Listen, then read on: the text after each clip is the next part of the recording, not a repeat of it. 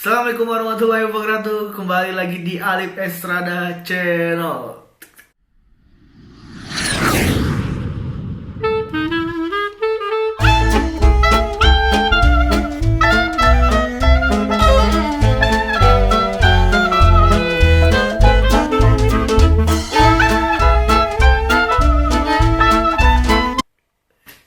Makasih udah klik tombol ini untuk para boski ya. Botak luas sekali ya. Nah, di sini saya ingin tahu nih gimana sih cara untuk HT di Turki ya kan. Nah, untuk kawan-kawan kan banyak tuh di DM, di WA saya banyak yang nanya gimana sih cara HT. Nah, sebenarnya gampang cara di HT di Turki itu. Jadi, tapi sebelumnya saya ingin bela sungkawa dulu untuk korban-korban COVID. Semoga cepat disembuhkan, dan yang belum kena mohon menghindarlah, dan sampai kalian itu keluar rumah atau nggak berkepentingan tapi keluar rumah nongkrong jangan, karena emang sangat bahaya banget. Di sini di Turki juga lagi lockdown, dia sampai 18 April rumah sakit buka, tapi nggak tahu kebijakannya nanti atau dilambah atau enggak. Jadi untuk semester di Turki ini dia diberhentiin 1 semester 6 bulan 5 bulanan kebijakannya. Untuk HT juga rumah sakit pada tutup. Jadi saya ingin tahu nih, yang pertama apa sih untuk HT di Turki ini? Yang pertama kali itu badan sehat. Kenapa badan sehat? Yang pertama karena rumah sakit itu perlu yang namanya kesehatan badan. Kalau misalkan kita punya masalah sakit, misalkan contoh ya, maaf ngomong, penyakit HIV, terus hepatitis, nah itu yang mengganggu kedarahan, itu nggak boleh dia untuk operasi di sini. Kenapa nggak boleh? Karena emang bahaya banget sih. Karena kan banyak yang ketular, kayak darah itu kan operasi itu banyak darah. Nah, ditakutkan kesebar penyakitnya itu. Terus sebelum operasi itu ada yang didadain namanya pengecekan darah. Pengecekan darah tuh diambil sekitar segini lah ya, kecil. Nah, itu nanti dijadiin VRP untuk penyembuhan kepala. Terus yang kedua, untuk keselanjutannya misalkan ada penyakit atau enggaknya, itu bisa cek di Indonesia atau cek di Turki. Untuk yang kedua bisa langsung hubungi di web. Kita punya web ya.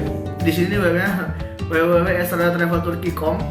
Nah, di situ ada nomor saya, ada WA grup WA, ada juga nomor pribadi saya, ada juga nomor admin saya. Nah, itu kalian bisa langsung chat di situ. Mau nanya-nanya apa aja bisa di situ. Terus itu untuk mau masuk grup bisa langsung di situ. Terus itu yang mau pesen obat atau yang lain-lain. Karena di Shopee kan kita kan nggak nyetok barang di Shopee, jadi mungkin bisa langsung di WA, nanti saya kirim lewat bagasi. Oke. Nah, untuk yang ketiga, kenapa? Yang ketiga itu hubungi saya, karena saya ingin tahu kalian nomor-nomornya asal dari mana. Karena kami punya pelanggan yang udah dari daerah, misalkan Palembang, Bandung, Sulawesi, Jawa, Sumatera, itu kami ada Bali juga, udah ada 2 kalau nggak salah. Nah, nanti kalian bisa langsung mastiin yang pernah HT ini kan. Kalian kan butuh bukti nih, ini HT yang pernah di Bali, ini pernah HT yang di Bandung, ini pernah di Jakarta. Nah, kalian bisa langsung hubungin mereka, benar enggaknya nanti langsung hubungi saya, nanti saya kasih nomor teleponnya yang ke kalian.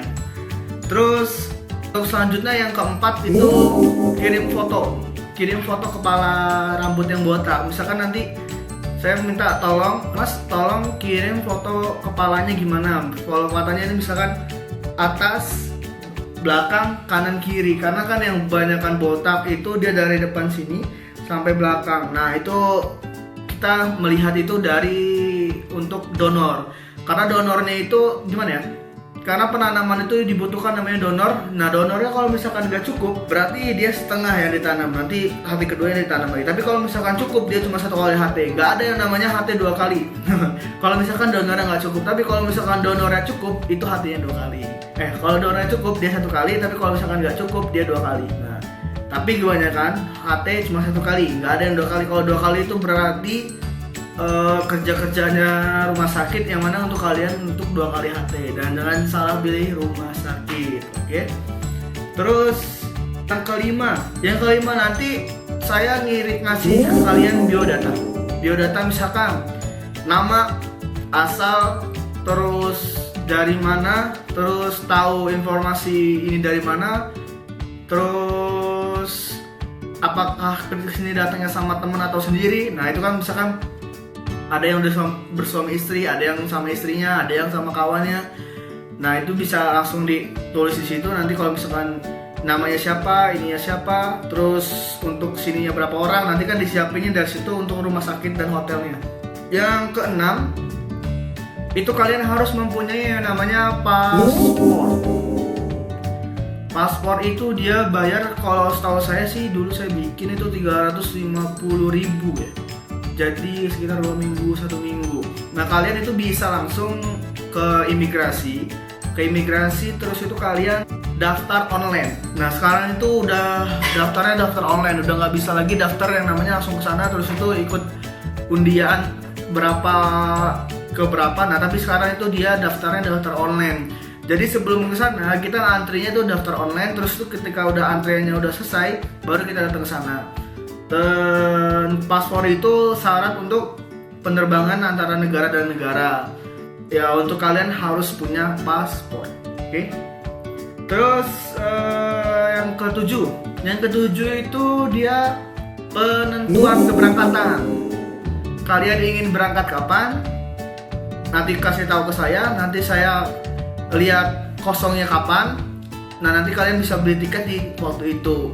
Apabila kalian nanti beli tiket duluan tapi belum tahu kosongnya kapan, itu bahaya karena di sini nih rame. Untuk operasi-operasi seperti itu rame karena rumah sakitnya udah sering untuk bawa orang Indonesia, rame. Jadi misalkan kalian mau tanggal 20 berangkat, berarti tanggal 21-nya operasi atau tanggal 22-nya operasi. Misalkan tanggal 20 berangkat nih, tanggal 21-nya berarti sampai tanggal 22-nya berarti operasi. Nah tanggal 21 pagi itu kita bisa jalan-jalan, tanggal 22-nya itu operasi. Terus udah penentuan keberangkatan, beli tiket pesawat. Nah udah misalkan udah fix nih di sini kosong, di rumah sakit kosong tanggal segini Lip. Oke, kamu kapan mau berangkat? Saya mau kosong tanggal segini. Oke pas, berarti kita langsung beli tiket pesawat. Kalian beli tiket pesawat, terus itu udah fix, tinggal berangkat. Nah sebelum berangkat itu yang ke berapa ya tadi? Nah yang ke-9 berarti, yang ke-9 langsung kita beli visa. Kalau visa itu di Traveloka ada 730 kalau nggak salah. Kalian bisa lihat tadi di Traveloka itu ada 727.000 satu bulan. Nah kalian bisa langsung pesen situ atau saya mesenin, bisa langsung udah kayak gitu berangkat. Tapi ada yang kadang bermasalah, dia bermasalah di nama. Kadang namanya Indonesia itu kan kadang mirip-mirip sama orang Arab. Jadi takut diduga untuk teroris. Nah, jadi kalian yang untuk bisa pesan sendiri bisa, atau butuh bantuan saya juga bisa. Tapi hati-hati kalau misalkan kalian bikin itu dia bisa kayak dianggap teroris gitu ya. Oke, terus nah ini yang ke-10 sampai 13 ini sih kayak kebutuhan aja. Kebutuhan untuk di sini nanti. Yang pertama itu kemeja. Kemeja harus dibawa 3. Kenapa dibawa 3 Lip? Karena nanti operasi 3 hari 4 malam. 4 hari 3 malam. Nah, 3 malam itu kalian harus pakai kemeja. Yang mana nanti kan kalau operasi kepala ini dia harus pakai kemeja. Nah, kalau misalkan kalian nggak pakai kemeja itu nanti kepalanya kena kaos. Misalkan kaos nih, nah berarti kena kepala. Nah untuk kalian yang mau gampang, nah itu pakai kemeja aja, nggak usah pakai yang lain-lain. Terus apa lagi?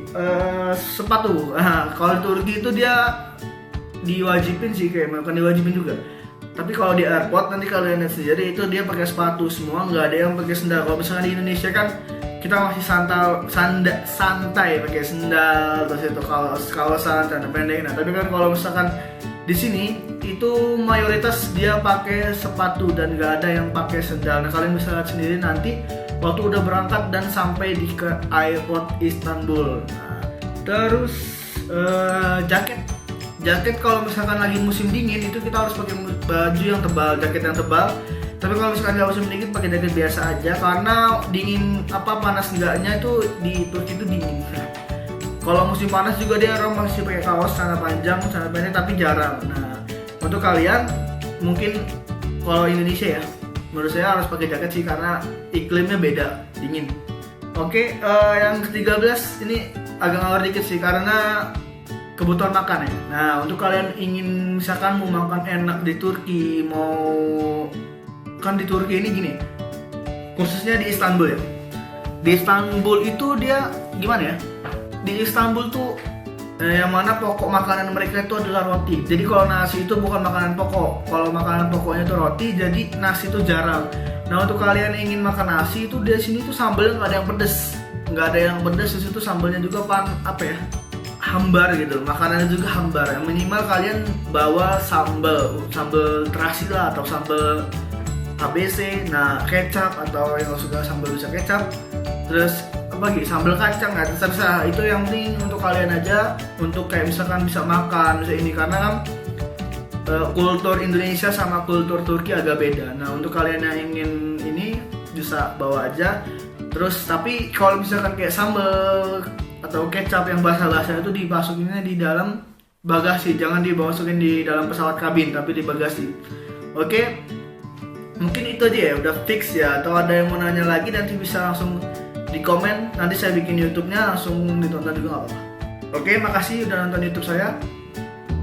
Assalamualaikum warahmatullahi wabarakatuh.